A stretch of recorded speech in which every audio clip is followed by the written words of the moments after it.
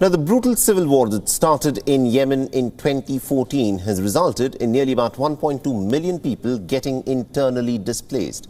So what is life like for people inside Yemen who have become refugees in their own homeland?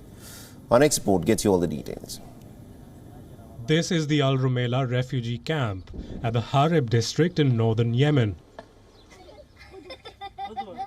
Ali Jabali and his young family have been forced to move into this desolate space, along with hundreds of other people, after the Saudi-led coalition carried out an intense bombing campaign to smoke out the Houthi rebels. Al-Jabali's home too was destroyed, and he sees no possibility of returning to Marib anytime soon. Life in the refugee camp is hard. The children are out of school and existence is hand to mouth. We were living in Marib for 15 years when the Huthis entered and displaced us. We fled with our children and left all our belongings there. Our furniture, our clothes, everything. We barely escaped with our children.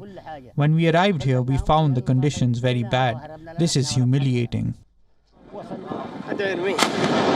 Ever since the civil war broke out in 2014, over 4 million people have fled the country.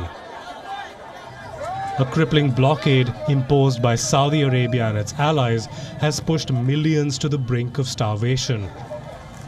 The United Nations has described the situation in Yemen as the world's worst humanitarian crisis. But little attention has been paid to over 1.2 million people who have been internally displaced due to the civil war. This refugee camp in Marib is just 120 kilometers from the rebel-held capital of Sanaa. During the past week, 30 families got displaced from Al-Juba and Marib. That's the only ones we have recently received in this camp. Most of these families are homeless, especially the ones who have recently arrived from Marib. And they're being hosted by the existing displaced people who live in the camps. They have no tents, no blankets, no mattresses, and no food. The civil war in Yemen is a proxy conflict between Iran, that is backing the Houthis, and the Saudi-led coalition that has propped up the Mansour Hadi government. Caught in the midst of this power struggle are innocent families like that of Ali Jabali, who've lost their homes, who've been forced to live like refugees in their own homeland.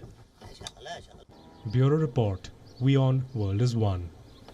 WION is now available in your country. Download the app now and get all the news on the move.